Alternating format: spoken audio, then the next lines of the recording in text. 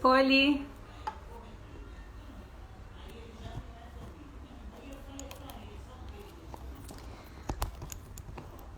você tá me ouvindo direitinho?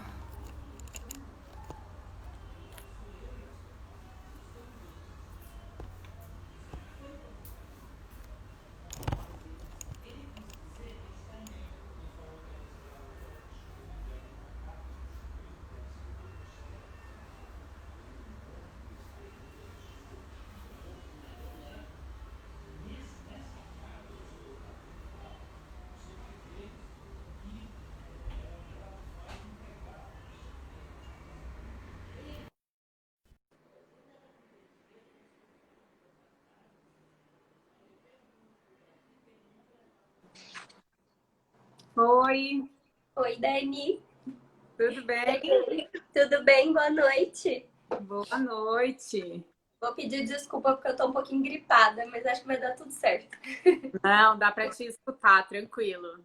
Vamos esperar as pessoas entrarem um pouquinho. Vamos. E eu dando oi pra tua irmã aqui. Oi, Poli. Oi.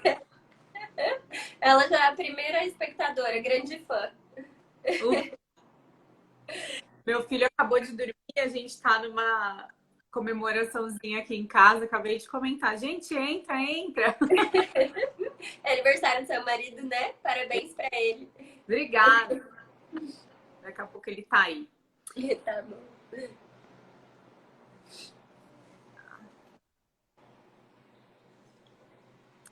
Hoje o papo vai ser bem bom, né, Ju? Vai sim, Dani. Eu agradeço o convite, viu? Imagina. Eu que agradeço você ter aceitado, tão em cima da hora, né? Imagina. Tá tudo certo. Sim. E não podia faltar, né? Nessa semana da amamentação, a gente falar disso, né? Super importante. E uma coisa, um assunto que muitas mães ficam bem Sem dúvida, né? preocupadas. Isso, É um tema muito cheio de mitos, né, Dani? muito, é. E a gente vai tirar todas as dúvidas hoje, com certeza. Isso. Eu acho que dá pra gente começar, né, Ju? Tá. Vamos falando, as pessoas vão entrando. Combinado. Então, ó, a proposta hoje é a gente falar um pouquinho sobre a alimentação da gestante e da lactante, né? Eu queria que você primeiro se apresentasse para o pessoal te conhecer, tá bom? Antes da gente falar propriamente, né? Então, vamos lá. Eu me chamo Juliana Martins, eu formei na Universidade Federal de Alfenas. Eu atuo hoje em dia em clínica, faço atendimento em clínica, trabalho com pacientes. Eu falo que se eu pudesse ser nutricionista da saúde da família, né? Nutricionista da família seria que eu atendo gestante, atendo bariátrica, atendo paciente oncológico. Então, eu sou bem feliz no que eu escolhi fazer e tô na busca aí. Continuo. Que ótimo, né? Tá certo a gente fazer o que a gente gosta, né? Verdade. Então, vamos começar falando Ju, um pouquinho das gestantes, né? E aí eu queria que você falasse pra gente se tem diferença, dependendo do trimestre da gestação que ela tá, se tem diferença do que precisa comer. Então, do primeiro, do segundo e do terceiro trimestre. Tem sim, Dani. A gente tem primeiro lembrar que do primeiro ao terceiro trimestre é muito importante a gente falar sobre ácido fólico. É interessante que a gente suplemente antes o ácido fólico, mas se não foi uma gravidez planejada, se não planejou essa suplementação, é interessante que suplemente do primeiro ao terceiro mês, ele vai formar o tubo neural, né? Uhum. Então, ácido fólico, vamos pensar nele primeiro. Depois a gente vai falar de iodo, muito importante a gente dar essa atenção para o iodo do primeiro ao terceiro mês, porque ele vai ajudar também nessa formação do sistema nervoso. O iodo, eu também anotei umas coisinhas aqui. Ele anota também nessa síntese hormonal, ele ajuda a evitar que a mamãe tenha complicações no pós-parto. É muito interessante a gente ter atenção nesses microminerais, não ficar focando muito só em quantidade de macrominerais, né? Isso do primeiro ao terceiro mês. E também tem os simbióticos, né? Que a gente já tem hoje em dia comprovado a importância dos pré e probióticos, né? Da microbiota intestinal para o bebê e para a mamãe. Então é muito interessante que a gente dê atenção para esses alimentos que são ricos, né? Os probióticos, iogurte, kombucha, né? A gente só tem que tomar um pouquinho de cuidado com esses produtos que têm cafeína mesmo, tá bom? Isso é do primeiro ao terceiro mês. Aí, se a gente for falar do quarto mês em diante, do quarto ao sexto mês, a gente vai focar bastante em ômega 3, porque vai ser a fase primordial da formação do bebê, né? Então, do desenvolvimento, do crescimento desse bebê. A gente vai focar também bastante em magnésio, é um nutriente essencial. Nessa fase, o magnésio a gente encontra principalmente nas oleaginosas, em nuts, em leite, em iogurte, em aveia, tá? A gente vai focar bastante nele. E é interessante que o magnésio também, ele ajuda, ele previne, né? Diabetes gestacional, hipertensão, pré-eclâmpsia. Então, é um mineral muito importante para a gente focar nessa fase. E do sétimo ao nono mês, né? A gente pode focar em vitamina D para modular essa imunidade. Vitamina D super importante também. E a gente tem que focar no teor proteico. O recomendado para essa fase é que a mamãe ingira de até 60 gramas, né, por dia. É óbvio que a gente tem que individualizar esses cálculos. É uma recomendação geral essa. 60 gramas de proteína e que 50% dessas proteínas sejam provenientes de alto valor biológico, então de fonte animal. Mas se a gente for resumir como um todo, a grávida, se ela não tiver nenhuma comorbidade, alguma especificidade, porque nutrição é muito individual, né? O tratamento, a gente sempre fala, em todas as lives eu acho que eu falo, virou até clichê já. Do tanto que eu falo que tem que individualizar. Mas a gente é uma alimentação saudável, equilibrada, rica em fibras. A gente vai ter que ter uns cálculos diferenciadinhos aí, porque ela vai precisar de mais energia, então vai precisar de mais caloria, de acordo com a idade gestacional dela, de acordo com o IMC que ela partir, né? Qual IMC que ela tá ali no momento que ela engravidou. Vai ter que aumentar o consumo de água, de fibra, de microminerais, principalmente. E essas suplementações também, eu acho que a gente pode pensar em começar essas suplementações, porque o ômega 3 vai ser essencial para essa grávida. A gente vai falar um pouquinho depois sobre mercúrio, né? Metais pesados. Ele ajuda bastante. Porque a gente ouve bastante falar, né, que tem alguns tipos de peixe que tem bastante mercúrio, né? E como que é isso? Pode comer, não pode? Tem um limite, né? A grávida tem que tomar cuidado com relação a isso. Pode passar para o bebê? Como que fica essa questão? Sim, o mercúrio ele vai ser neurotóxico para o bebê. Então, a gente vai tomar cuidado com o consumo de peixe durante essa fase, tá? Eu listei alguns aqui para a gente ter um pouquinho mais de atenção. Então, durante essa fase, é melhor que não consuma em excesso, tá? Tome cuidado com o atum, cação, peixe-espada, o cavala, tá? O garopa também e o dourado do mar. São os que têm um índice maior de mercúrio. E é melhor optar pelo salmão, né? Mas a gente tem que pensar num salmão de boa procedência, né? Que hoje em dia a gente tem salmões aí no mercado que tem, querendo ou não, um corante, que não é uma carne, um animal assim, né? E a gente não consegue controlar também essa quantidade de mercúrio. Então, a tilápia, a truta também é um bom peixe, tá? E o arenque também. Eu acho que a nossa alimentação aqui não é uma alimentação muito... A gente até tem que convencer as pessoas no consultório a aumentar o consumo de peixe. Então, eu acho que esse ponto não vai ser um problema para a grávida. Ela tem que aumentar o consumo de peixe, sim, de boas fontes de ômega 3, né?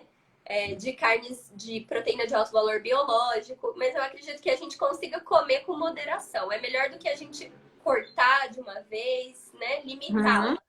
Porque é um período que gera muita frustração, né, para a grávida, né? Então, ela fica com muitas dúvidas do que eu posso comer, o que eu não posso. E aí você privar, né, principalmente a grávida que gosta muito, né, de certa coisa, é difícil, realmente, né? Em relação aos peixes, eu acho que a gente só tem que tomar cuidado mesmo com os crus, né? A gente vai falar um pouquinho disso também. É isso. Com relação aos crus, acho que dá para você falar assim, e não só os peixes, né, mas preparos com ovos crus, então o consumo de maionese, né, que gosta de tomar gemar, salada com molho Caesar, que vai o ovo cru, né? precisa ter uma atenção especial aí, né? Sim. A gente tem que tomar cuidado com essas contaminações, né? O ovo cru, ele pode ele pode gerar salmonelose, né? Uma doença. A gente tem que tomar um pouquinho de cuidado. Ali, oi, Li, tá aqui. A Mari, mandar um beijo. A gente tem que tomar um pouquinho de cuidado, então, com esses alimentos crus. E principalmente, e não só o peixe cru, né? A carne cru. A gente tem que tomar cuidado também com a higienização dos outros alimentos que vão ser consumidos crus. Então, as folhosas, né? As frutas, né? Como que eu posso higienizar da melhor maneira? Então, hoje em dia, a gente já tem escovinhas próprias para alimentos. Eu posso lavar esses alimentos em água corrente com uma escovinha própria para alimento. Armazeno essa escovinha num local que não seja úmido, que eu possa reutilizar, que ela também não vai ser vetor de bactérias ali, né? Se ela ficar muito úmida. Eu posso... Existem sprays hoje em dia no mercado próprios para higienização de alimentos. Mas eu também posso fazer uma solução, né? Que é uma solução que eles falam clorada, que é com 1 litro de água, geralmente é 1 litro de água, para uma colher de sopa de hipoclorito de sódio próprio para a higienização dos alimentos. E aí a gente deixa esses alimentos cerca de 15 minutos nessa solução, retira, lava novamente e pode consumir com mais tranquilidade. E o que você diria para as grávidas, Ju, com relação ao consumo de salada? Consumo de salada fora de casa? Isso. Fora de casa é um pouquinho perigoso, né? E não só a salada, a alimentação no geral. A gente tem que acostumar, tem que prestar um pouquinho de atenção em relação a isso, porque a gente tem que saber as boas práticas do local onde a gente vai comer, né? Como que é manipulado, como que chega, como que armazena. É um período que exige uma atenção maior em relação à contaminação, à microbiologia. E é difícil. Então, como é que você vai... difícil. Então, ou você leva a sua própria comidinha, se você puder. Eu acho que agora, nesse período de quarentena, tá mais fácil, tá? A maioria das pessoas estão em casa, né? Sim. Então, graças a Deus, eu acho que tá sendo mais fácil para quem tá gravidinha. Mas, se não puder, que leve a sua saladinha. Se não puder, evitar comer mesmo por esse período. Evitar comer a salada em casa, por exemplo. No almoço eu não vou poder, né? Comer a salada. Eu como no jantar. Eu acho que é seguro. Com certeza. Eu acho que você tem algo a acrescentar sobre as grávidas ou a gente pode passar para as mamães que estão amamentando? Eu acho que do consumo de crus, eu queria só falar que em relação à maionese, a gente já tem no mercado o ovo cru pasteurizado. Então, a gente consegue fazer uma maionese, né? Consegue utilizar esse ovo cru se ele tiver passado por esse processo de pasteurização. Tudo bem. A gente também tem o ovo hoje em dia liofilizado, enfim. O mercado, ele abre uma gama aí de produtos pra gente. Então, tomar mais cuidado em relação a isso mesmo, tá? Em relação a limpeza dos produtos é essa, que eu acho que é o mais importante, essa higienização. E a utensílios de casa também, a gente ficar um pouco atento, porque... A gente utiliza, às vezes, muita colher de pau, tábua de madeira. Esses alimentos são de difícil, né, Dani? De higienização, né? Higienização. E aí, é melhor a gente utilizar outros, principalmente nesse momento. Até porque a colher de pau, você vai ver que ela vai esquentando ali no fogo, ela vai abrindo umas ranhurinhas assim nela. Fica de difícil higienização, a gente não sabe se vai ter alguma contaminação ali, né? Então, é melhor a gente ser sempre precavida. Melhor no momento, não. Eu vou pedir só para você responder uma pergunta, Ju, que tem a ver aqui com as gestantes, tá? Tem uma pessoa que está perguntando aqui como conseguir comer bem, principalmente no primeiro trimestre, que é aquela fase que tem náusea, que tem azia, né? Que geralmente a maioria das mulheres, né, tem esse tipo toma até as 14 semanas, e aí? É bem difícil, né? Você querer comer. Tem gente, por conta de tanto enjoo, né? A gente até não quer comer nada. Sim, a gente tem que tomar muito cuidado com o grau dessa hiperemese, né? Porque existem pacientes que precisam até utilizar uma via alternativa de alimentação. Porque é importante que a mãezinha mantenha o ganho de peso, o aporte nutricional adequado, principalmente nesse período que o bebê está crescendo, né? Um período decisivo. E em relação à alimentação, existem inúmeras estratégias nutricionais. Eu vou dar um exemplo que é da aguinha, né? A mãe precisa beber água e às vezes quando ela tá com aquela náusea, com aquele enjoo, ela não quer, né?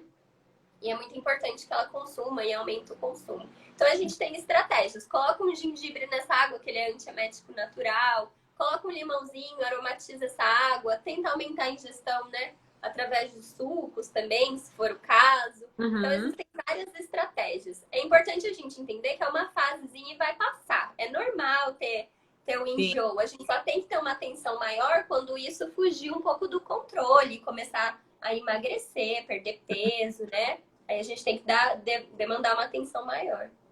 Eu acho que uma dica legal também, né, por experiência própria, é o alimento quando acaba de ser feito, por exemplo, um arroz e feijão que acabou de sair do fogo, ele vai ser muito mais saboroso. Mas eu acho que ele dá e mais... nesses dias, é exatamente isso, né, Dani? Nesses dias que já não tá muito assim, a fim de comer, o paladar já não tá bom, procurar comer os alimentos que mais gosta mesmo, né? Sim, alguma energia tem que ter, né? Porque a gente vai conseguir energia através da alimentação, né? Então, ficar nesse período é melhor comer do que ficar em jejum. Isso. E a gente tem uma outra pergunta aqui também, Ju, de uma gravidinha, falando assim, perguntando, né? Que ela tá ansiosa para tomar vinho. Ai, meu Deus. E se tem alguma idade segura, algum trimestre seguro aí que dá para tomar vinho e outras bebidas? Ai, meu Deus do céu. Só polêmicas hoje, hein, Dani? Só polêmicas aqui. Existe um estudo, né, que fala que até uma taça de vinho até uma taça de vinho durante a amamentação, né, não tem problema, não compromete. Só que a OMS relata que não, né? Não dá esse respaldo, não é consenso. Então, por segurança, a gente não recomenda. Mas está sendo estudado, existem pessoas, né? Por exemplo, eu anotei aqui que é uma universidade de Londres. Essa universidade de Londres, ela fez um estudo e as grávidas, ela não percebeu a diferença nas grávidas que beberam uma taça, um cálice, né, de vinho. Mas, enfim, a gente precisa trabalhar com esse respaldo e da OMS, enfim, a gente não tem. Então, é melhor a gente não indicar por hora. É isso, né? Então, para quem tá gestante, é tolerância zero, né, ao álcool.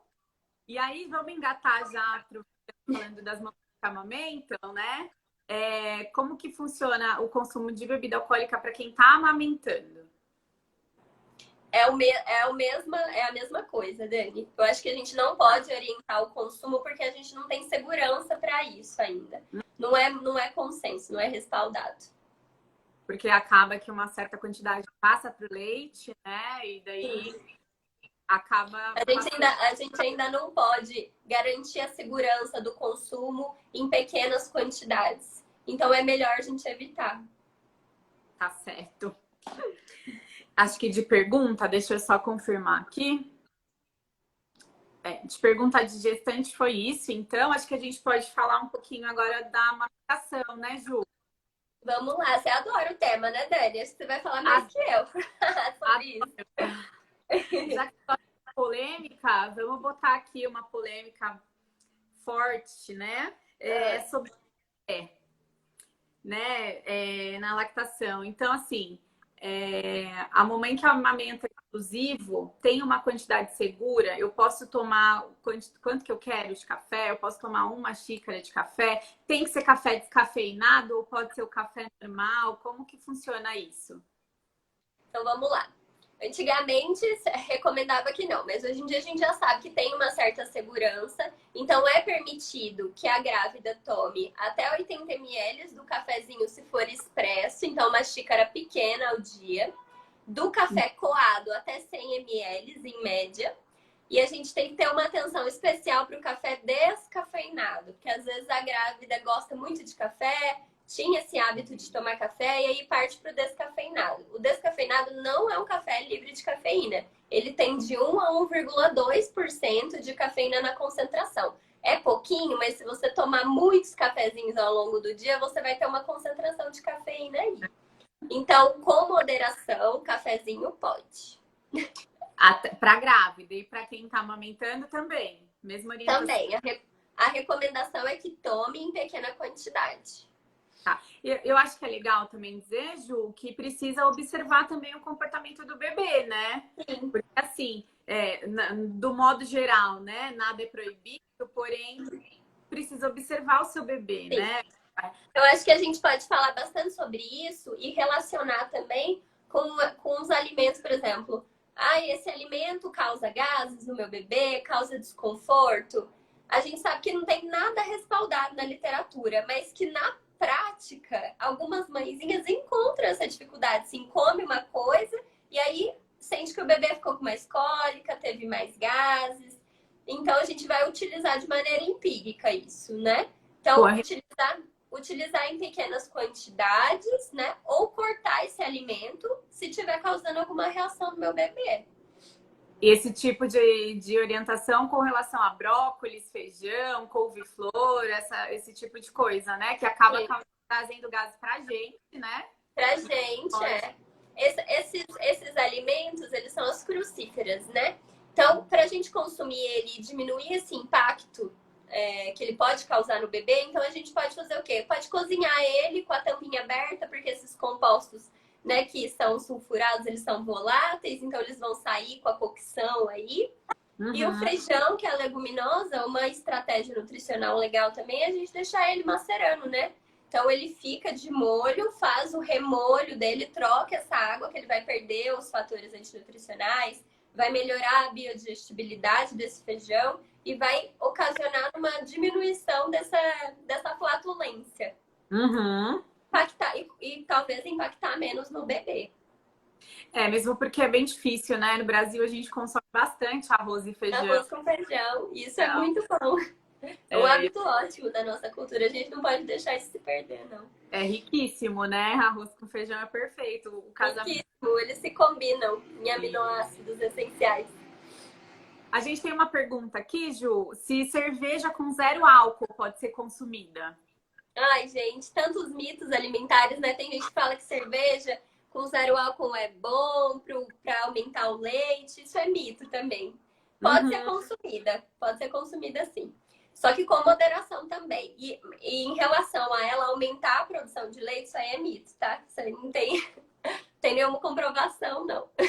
A produção de leite vai aumentar conforme o bebê for sugando, né? Não tem estudo suficiente que fale, né? Que prove que algum tipo de alimento vá agir diretamente no aumento da prolactina, né? Então, botar para mamar. É isso que vai fazer aumentar a produção de leite. A gente sabe que o que ajuda, né? O que estimula a produção de leite é a grávida, a mamãe descansar, né? Uhum.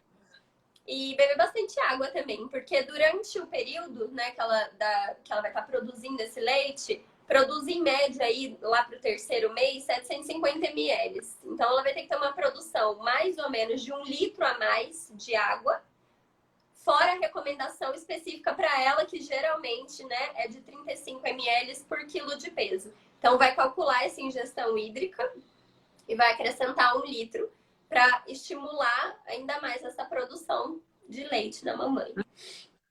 Ótimo. Deixa eu ver mais outra pergunta, então. Eu acho que a gente tinha recebido uma de alergia, não tinha? Isso, foi. Perguntando... deixa eu confirmar aqui, peraí. Foi que se existe alguma intolerância, alguma alergia, além de lactose, que pode ser identificada através do aleitamento. Eu acho que ela quis dizer se a mãe amamentando, o bebê pode ter algum sintoma que pode indicar alergia, né, de certo alimento. Entendi. Eu acho que vamos explicar o que é cada coisinha. A alergia ao leite é diferente a intolerância. Então, por exemplo, intolerância à lactose, eu vou ter, é uma fração enzimática, tem a ver com enzimas, né, que estão ou com baixa produção ou sem produção, né? A intolerância, ela tem muito a ver com a parte do carboidrato do alimento, então, geralmente, é o açúcar desse alimento. Então, a intolerância vai ser à lactose, certo? Agora, as alergias já são mais focadas a fração proteica do alimento. Então, é mais relacionada, a alergia ao leite vai ser relacionada à caseína, né? Então, quando o bebê desenvolve essa alergia, eu tenho que cortar da alimentação da mamãe, que a mamãe pode passar para o bebê. Então, a mamãe não vai consumir também o leite e, consequentemente, o bebê vai melhorar das sintomatologias da PLV, que podem ser sintomas gastrointestinais, o próprio refluxo. O bebê que tem refluxo demais, a gente tem que ficar atento em relação a isso. E existem outras alergias também que não são tão conhecidas, né? Também focadas à fração proteica. Já existem até fórmulas no mercado que são específicas para isso. Então, são alergias à fenilalanina e tirosina, a metionina, treonina, valina, isoleucina, fiz uma cola. A metionina com adição de cisteína. Então, existem várias fórmulas no mercado já especializadas para essas alergias. É isso, né? Recentemente, né, meu bebê foi diagnosticado com alergia à proteína do leite, né? Ah, Dani, e aí, como está se virando? Ele tá no peito por enquanto. Mas, assim, uma dica legal, né? Até uma informação aí para as mamães que, por acaso, tiverem bebê nessa situação, o leite especial, né? O leite que é extensamente hidrolisado a proteína, ele é fornecido pela rede pública, né, em São Paulo. Então, assim, porque... Não só em São Paulo, ele é fornecido através das licitações, né?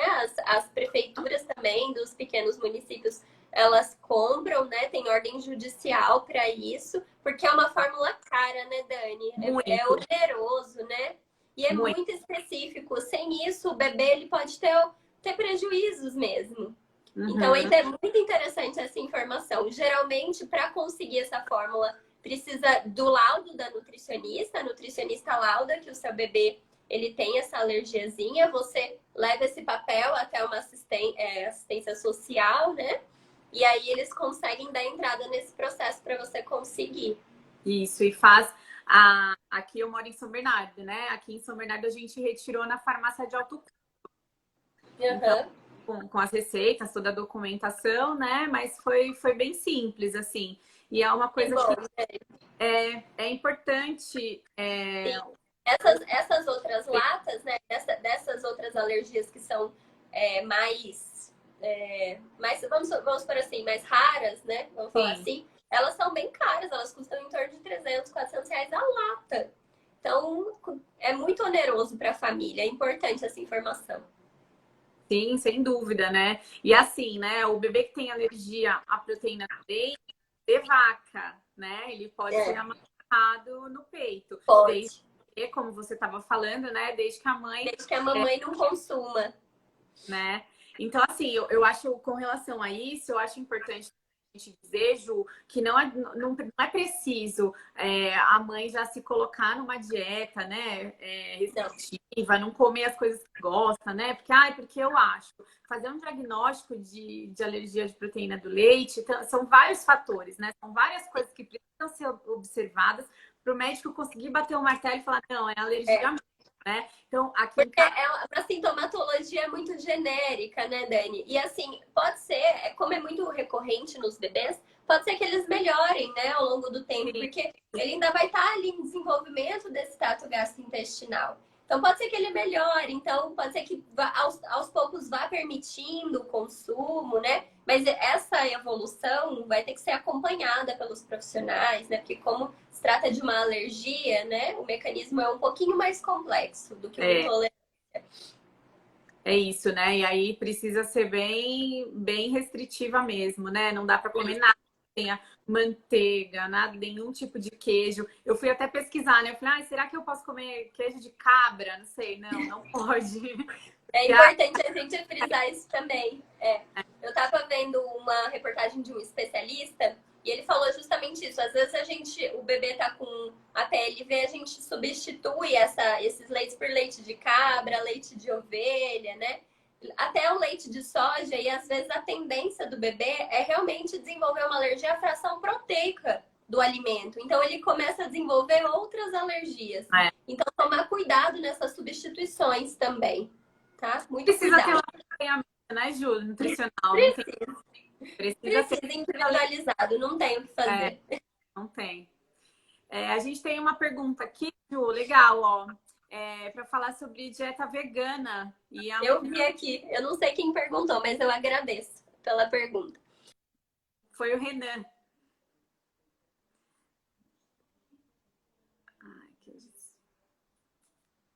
Acho que a Ju travou.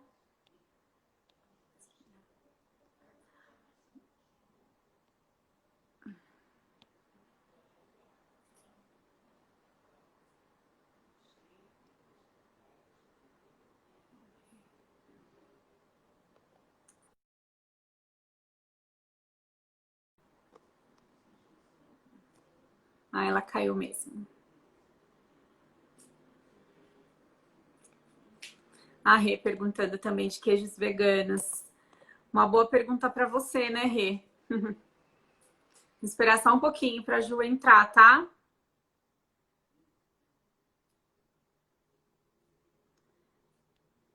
Voltou, vamos lá.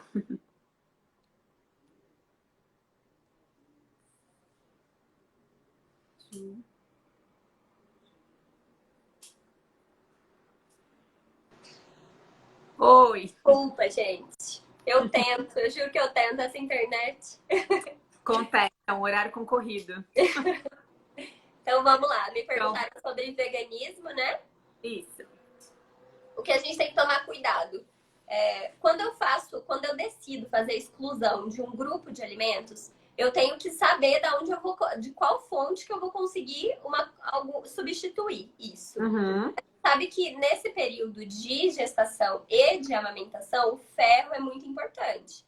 Então, o ferro da carne é o ferro M, é o ferro ligado, ele é mais biodisponível, ele é mais facilmente absorvido. Mas isso não quer dizer que eu não vá conseguir absorver o ferro proveniente dos alimentos.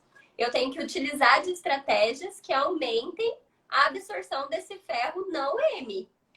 Como, por exemplo, utilizar esse ferro combinado com uma vitamina C, né? A vitamina C aumenta a absorção desse ferro. Uhum. Outra dica importante também em relação ao ferro é a gente não consumir ele com cálcio, né? A gente evitar consumir os produtos que sejam ricos em ferro junto com leite ou com alguma preparação, né? Que no caso do vegetarianismo ou do ovo lacto vegetarianismo, né? O veganismo não vai consumir. Ou enfim, consumir um brócolis junto com esse vegetal que seja rico, né? Que o brócolis é rico em cálcio, junto com o ferro, porque eles competem lá no intestino pela absorção. Uhum. Então, acho que é uma dica interessante a gente pensar em ferro primeiro, que é o primordial para as grávidas. E depois a gente pode pensar em vitamina B12. Então, a gente consegue, hoje em dia a gente já sabe que através das bactérias intestinais, né, a gente consegue, por exemplo, através de suplementação com levedura nutricional, aumentar a produção de B12 no intestino, mas a gente também tem que lançar mão, talvez, de uma suplementaçãozinha nesse período, tá? Então, a gente tem que pensar assim, o vegano é uma dieta muito saudável, só que ele tem que gostar de comer alimentos saudáveis também, ele tem que gostar de legumes, ele tem que gostar de frutas, ele tem que ter bons hábitos, né? Uma dieta rica, colorida, variada. Porque não adianta também só comer carboidrato. Eu me deparo, às vezes, com alguns veganos, alguns vegetarianos, que deixam de comer a carne ou fazem exclusão do leite, do queijo, de produtos animais, mas substituem tudo isso por carboidratos, né? Por batata, né? Por arroz, por massa, por pão. Então, a alimentação, do vegetariano, ela tem que ser pautada nisso, em frutas, legumes, em óleos bons, né? Hoje em dia a gente tem óleo de gergelim, óleo de linhaça que a gente pode utilizar, e especiarias que são ricas em compostos bioativos. Então, eu acho que é super possível, só que tem que ter esse acompanhamento mais de pertinho mesmo, só pra gente ficar bem de olho se essa alimentação está sendo suficiente, se essas substituições estão sendo suficientes. E aí também, né, no pré-natal, o médico pode suplementar com alguma coisa, né? Alguma medicação. Pode sim. A suplementação é super indicada. Sim, sim.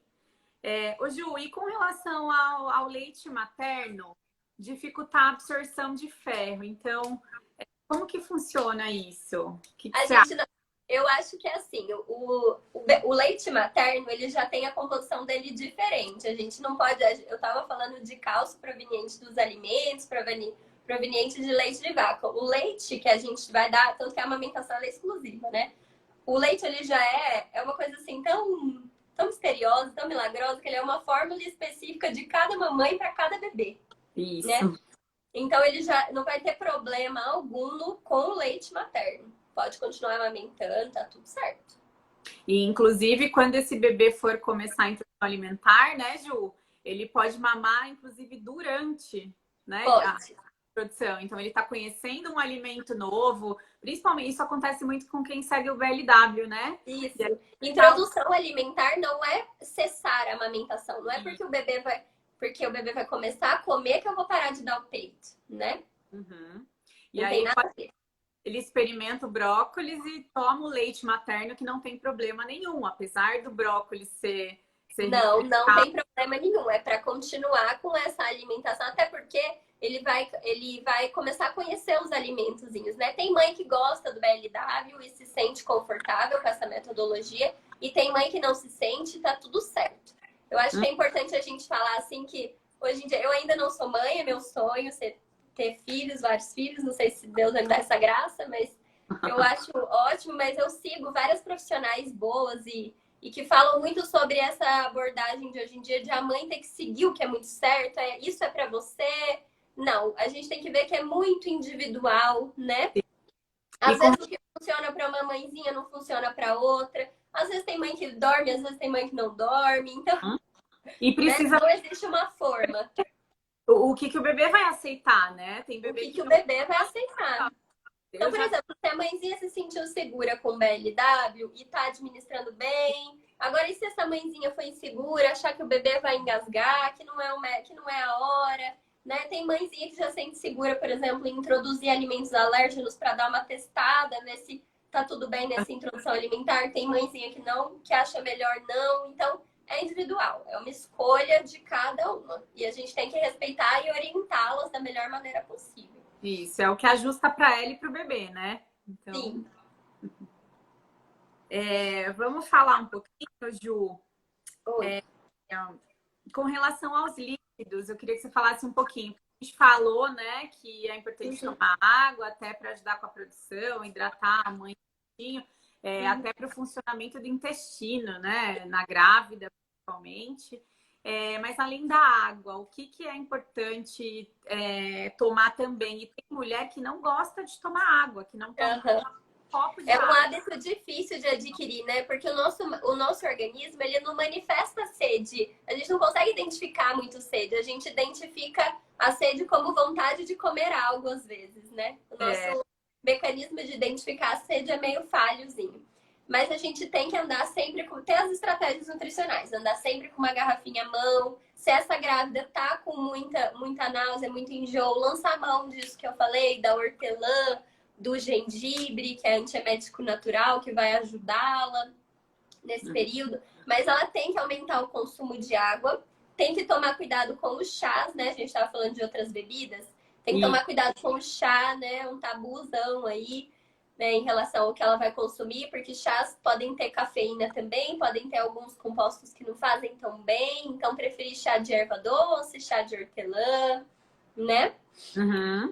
Esse negócio que chá de erva doce também aumenta a produção de leite também é outro mito. Se não não tá produzindo leite, aí começa a tomar chá de erva doce demais, também não é comprovado. Sucos também é importante a gente tomar, não tem problema não. Hoje em dia tem aquele mito todo com frutose, né? Que frutose é hepatotóxica. Não tem nada disso. Pode tomar o suco da fruta também. Só tomar cuidado que o suco da fruta ele é mais calórico, ele é mais pobre em fibra. Então não é para substituir de comer a fruta tomando o suco. Mas se for tomar o suco, tudo bem também. Que seja natural, né? Que seja natural, e se for polpa, que seja uma polpa sem açúcar, né? Que seja um suco que tenha menos ingredientes. Eu já vou pegar esse gancho e já vou falar um pouquinho também sobre a importância das pessoas darem uma olhadinha nos rótulos, né? Porque a gente tem que ter essa autonomia hoje em dia. Se o rótulo for um rótulo que tenha muitos aditivos, uma lista muito grande, nomes que você não conheça, dá uma pesquisadinha, vê se vale a pena mesmo comprar aquele produto ou partir para comprar um produto mais natural. Se você é uma grávida que já engravidou ali e não estava com seu IMC, né? Tava um pouquinho sobrepeso, um pouquinho obesa, vamos tomar cuidado com a diabetes gestacional, né? Com o consumo de açúcar excessivo. Deu vontade de comer doce? Dani, conta pra mim como é que foi. Na gravidez, deu. É? No finalzinho, principalmente, deu vontade de comer. É terrível, assim. É a fase que o bebê mais cresce, né? E a fase que você aumenta mais de peso. E E aí deu aí dá aquela vontade. vontade enlouquecida. É bom a gente falar sobre isso também, porque a gente tem uma recomendaçãozinha aí para consumo de doces, né? Então você Uhum. tem que comer menos, a mãezinha, né? Ela tem que comer menos de 10% da quantidade de carboidrato total que é calculada para ela, que gira em torno de até 75% nesse caso. Que assim, se a gente for pensar numa dieta de 12.000 calorias, então no máximo 30 gramas. Mas a gente sempre pode fazer escolhas melhores. Então, um doce que tem alto teor de cacau, ou utilizar do próprio açúcar da fruta, né? Uma bananinha quente com um pouquinho de canela, né? Com umas lascas de amêndoa, até talvez um néctar de coco que tem o índice glicêmico menorzinho, né? Uma absorção, não absorve tão rápido o açúcar, pensar nessas estratégias. E pensar principalmente assim, essa minha vontade de doce é habitual, né? É uma vontade de doce normal ou é uma vontade de doce exacerbada? Porque se for uma vontade de doce fora do normal, ela pode estar sugestionando carência de micronutrientes, que é a famosa fome oculta, né? Que é a gente manifestar essa vontade de comer o tempo todo, não sabe o quê, e primeiro relaciona com o alimento que a gente mais gosta, né? Que é mais calórico, esse comer instintivo, né? Uhum. E aí pode ser fome oculta. Então, se tá com essa vontade exacerbada de comer um alimento específico, não precisa nem ser só doce, mas algum alimento específico, a gente tem que dar uma olhadinha nessa dieta como um todo, né? Deve estar faltando algum micronutriente ali. Agora, E- se for uma vontade normal de comer doce, habitual de comer doce, tudo bem comer 30 graminhas de um chocolate com É, bom teor de cacau por dia, tá tudo bem. precisa ter um equilíbrio, né? Mesmo porque o ganho de peso exagerado, né, na gestação pode trazer vários malefícios aí, né? Sim. Precisa E o consumo exagerado de doce também, né, pode ocasionar diabetes gestacional. A gente tem que tomar um cuidadinho. E aí pode dar complicação no parto, né? No Sim, nascimento do bebê. Então é importante sim acompanhar, né? isso. Você tinha comentado da banana com canela, e eu já ouvi muito dizer que principalmente para gestante, né? Que não é Não pode canela, né? que é Em abortivo. pequenas quantidades, em pequenas quantidades pode sim, tá? Tá. É que a gente tem que pensar o quê? Eu vou comer, se eu for jogar uma canelinha ali naquela banana, vai ser mais aromático. Eu não vou pegar uma colher de chá da canela e jogar na banana. Mas eu não sei se você já percebeu, quanto mais fala assim, não, você não pode comer, aí que dá vontade da grávida comer. Fala, meu Deus, não posso. Nunca comeu canela, nem tinha hábito. Aí fala que não pode, aí quer comer. É Então, um isso. pouquinho é permitido. Muito se fala de ser abortivo e tudo mais, mas é isso que a gente estava falando, em relação à quantidade. Entendi. E com relação aos adoçantes, Ju, a gente sabe que adoçante, né? Os sintéticos, na verdade, ele não era para ser consumido por ninguém, né? E principalmente eu queria que você falasse um pouquinho na grávida e com relação a se ele pode leite materno ou não. Como que é isso? Então, vamos pensar assim. A mãezinha, ela já tem, né, na gravidez ali, ela já tem essa tendência a ter essa obstipação, né? Até porque você vai pensar, vamos pensar, o útero vai crescer, né? Vai comprimir um pouquinho esse intestino, ele vai funcionar de maneira diferente. Então, tem grávida que fica muito constipada, tem grávida que é o contrário, já fica com um quadro de diarreia. Então, a gente tem que pensar que o probiótico, desde lá do comecinho, lembra que a gente falou? Do primeiro ao terceiro mês? A gente Uhum. já vai dar o probiótico para ela, para a gente já melhorar, já dar uma melhorada nesse trato gastrointestinal dela, certo? E depois a gente vai estimular o consumo de fibras, o consumo de água. Você tá me ouvindo bem, Dani? Tô, tô- Não, Tá tô me ouvindo. ouvindo? Tô ouvindo. a gente vai estimular o consumo de fibras, o consumo de água, e a gente vai tentar modular esse intestininho, porque ele já vai estar funcionando um pouquinho diferente. E o adoçante, ele faz o quê? Ele prejudica um pouco essa saúde intestinal. Isso já é comprovado. Então, a gente prefere que, se você não tem diabetes, não tem porquê, isso é para qualquer pessoa, tá? Se você não tem diabetes, não tem alguma restrição, não tem porquê você ficar usando adoçantes. Você pode tentar diminuir o açúcar, consumir o açúcar proveniente dos alimentos ou um açúcar que seja mais natural, tá? Ah, mas existem adoçantes que são mais naturais também, mas são adoçantes. Mesmo Tá sério, bom? então. Mas são adoçantes. Então, é uma substância que tem uma concentração muito grande. Então, a gente tem que... Vamos pelo lado mais natural mesmo, pelo que já é respaldado. Então, a gente sabe que ele prejudica a saúde intestinal e que hoje em dia o intestino é super importante, né? No intestino se produz neurotransmissores, substâncias que vão modular a nossa saúde como um todo, né? Os olhos estão muito voltados para a saúde intestinal. Então, acho que a gente pode pensar mais por esse lado. Se você não é diabética, não tem algum problema, você não precisa utilizar o adoçante. Não é mais saudável. Tá? E aí a escolha do açúcar, de preferência demerara ou mascavo? Eu gosto também do açúcar de coco. Ele tem um índice glicêmico mais baixo. Mas sim, açúcar, vamos falar assim, açúcar é açúcar, tá? Em qualquer momento, açúcar é açúcar. Então, não é porque ele tem um pouquinho mais de minerais ou porque o índice glicêmico dele é um pouquinho menor que ele vai ser indicado. Mas a gente pode consumir com moderação e usar ele preferencialmente em relação aos adoçantes, com certeza. Ótimo. Eu queria falar um pouquinho também, Ju. Está na Semana Mundial do Aleitamento Materno, né? Eu queria falar um pouquinho com relação... Você está em casa, literalmente, né, Dani? Com o tempo, tá em casa. Com relação ao aleitamento materno exclusivo, né? Ele é um importante no caso da prevenção da obesidade, né, para a criança, principalmente porque ele vai ser o primeiro modulador de apetite desse bebê, né? O bebê ele vai mamar se ele é indicado que ele mame, né, em livre demanda, ou seja, a todo momento que ele quiser o peito e a todo momento que a precisa ofertar também, né? Porque às vezes o bebê mamou faz pouco tempo, ele não tá pedindo, mas seu peito tá cheio. Então, ok, se ele aceitar, né, oferecer de novo. E ele vai mamando conforme a saciedade dele. Diferente de se você oferecer uma mamadeira, de você oferecer outro meio, né? E colocar lá 120, 150 ml, que seja, o bebê vai tomar todo aquele conteúdo, né? Porque é fácil, vai dilatar o estômago dele, ele vai dilatar, né, ali.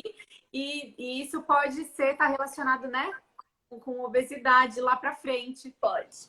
É muito interessante também a gente falar sobre isso, que além das propriedades, né, do leite serem boas tanto para o bebê quanto para a mamãe, né, o ato de amamentar também previne que a mamãe desenvolva várias doenças. Sim. Né? E em relação à obesidade, não só pelo teor do leite, que vai ajudar, mas por essa relação mamãe-bebê. A gente já tem estudos, né, com fixação na fase oral, né? Eu acho que psicólogos depois, psiquiatras podem explicar isso muito melhor do que eu. Mas um bebê que mamou certinho e teve esse desmame, né? Conseguiu terminou certinho essa hora, né? Essa relação dele com a mamãe da amamentação, ele tem menos chance de desenvolver obesidade, compulsões alimentares por esse momento específico, né? De você tirar do peito, de não ser traumático para a criança. Sim. Então, além de ser a composição do leite muito importante, né? Já é comprovado que vai ajudar no bebê tanto em evitar a obesidade, quanto ele ter uma imunidade maior, né? Ainda tem todo esse aspecto psicossomático por trás, que eu acho muito interessante, que eu acho muito legal. Sim, é incrível. O leite materno é ouro. É ouro. É ouro, mesa dourada, porque a amamentação vale ouro. Sim. E acho que, assim, né, para quem amamentou sabe, né, que é uma coisa muito desgastante a amamentação. Você precisa querer muito mesmo amamentar. E aí, a boa nutrição da mãe é importante também nesse sentido, né? Você se sentir bem, de você ter energia suficiente para amamentar o bebê de hora em hora, às vezes, para acordar à noite, quantas vezes esse bebê precisar, mamar, né? Não é uma tarefa fácil. Então, E a gente tem que frisar também, Dani, que assim, a amamentação é um sonho para a mamãe, né? Toda mamãe, que é a maioria, né, das mulheres, elas querem essa interação, elas querem amamentar hoje em dia. Olha a gama de profissionais que estão se especializando no tema, que só falam de amamentação, que falam de laser terapia para mamilo que está machucadinho, que falam né, de se a linguinha tá certa, se a pega tá certa, se a pojadura tá certa, né? Hoje em dia a gente tem isso. Então é importante a gente falar que é muito legal amamentar, que é essencial, que a gente tem que incentivar a amamentação, mas que algumas mãezinhas não conseguem, simplesmente não conseguem. uhum. Então isso não quer dizer que ela não é insuficiente, ou que a relação dela com o bebê vai ser pior, ou que esse bebê vai ter um déficit nutricional, assim. Eu acho que a gente tem que ter calma, né? É um sonho, é muito bom. Tomara, meu desejo era que todo mundo conseguisse amamentar. Mas se não der certo, fica calma, vai dar tudo certo também. Porque a gente está numa cultura hoje em dia, né? Que impõe perfeição, né? Na dedicação das mães. Tem que dar certo, tem que ser perfeito. A pega tem que ser perfeita, não pode doer. A mãe tem que estar lá cuidando do bebê, trabalhando e descansada. Então, ficou muito difícil, né? Eu assisti um filme esses dias e no filme, o filme falava assim, nossa, hoje em dia é impossível ser mãe, tá impossível. Uhum. Então, tirar esse fardo de cima de nós mesmas, né? De que, assim, é importante, é bonito, é único, mas tudo bem se não der certo também, né? Sim, a gente precisa olhar para quem está atrás dos peitos ali também, né? É uma fissura muito grande, né? Que formou ali no mamilo. A mãe chegou no limite dela e não quer mais, e tudo bem, né? Ela precisa ser respeitada também. E em contrapartida, Ju, é engraçado, né? A gente vê muito bebês com 1 ano, 1 ano e meio sendo amamentados e as pessoas falando, nossa, mas tá enorme esse bebê, por que você tá indo? Né? Até um tempo atrás, a gente tinha uma concepção errada da amamentação, né? Durante um tempo aí, a industrialização, quando começaram a surgir as fórmulas lácteas e tudo mais, houve uma certa estereotipação, assim, da amamentação, como se fosse muito melhor você consumir uma fórmula que tem nutrientes concentrados do que o peito da mamãe que tá ali quentinho, prontinho, específico para o bebê a toda hora. Então, a gente ainda sofre alguns impactos, assim, culturais mesmo, de consciência coletiva. E é interessante que a gente, através da ciência, sempre valorizando a ciência, a gente consiga resgatar, né? Não, olha aqui, o importante é a relação mamãe-bebê, o importante é a composição desse leite da mamãe, que é único, exclusivo de cada bebê, de cada mamãe para cada bebê. E aí a gente vai, né, mudando um pouquinho a mentalidade. Eu acho que os passos são de formiguinha, mas a gente consegue chegar lá. Com certeza. A gente tem que acreditar, né, Dani? A gente tem que acreditar. Esse é o objetivo, né? E o objetivo dessa semana que eu fiz de lives aí também, por isso que eu chamei você, né? Pra gente estar aos pouquinhos, né? Com cada vez um passo, tentar colocar informação e mais informação na cabeça dessas mães, dessas gestantes aí, para elas poderem ter autonomia. Escutei alguém. Dá para ouvir? Já tá querendo o peito. Com certeza. Ai, nosso tempo tá acabando. Sim, eu peço perdão por ter caído, mas voltei. A gente cai e levanta. Pois é. Foi ótimo, adorei. Assim, acho que foram informações riquíssimas. Obrigada, pessoal, que assistiu, que participou. Quem tiver alguma dúvida, eu vou deixar salvo lá no IGTV essa live. E aí pode mandar, né, Ju? Se eu não souber, pode sim. Para você, a gente tira todas as dúvidas, né? Isso, eu tô às ordens. Parabéns pela iniciativa, Dani. Muito obrigada pelo convite também, tá? Conte comigo sempre. Pode deixar, a gente vai fazer uma próxima com certeza. Tá bom. Tá bom? Então, beijo. Beijo. Boa noite, até a próxima. Beijo, obrigada a todo mundo. Até. Tchau, tchau.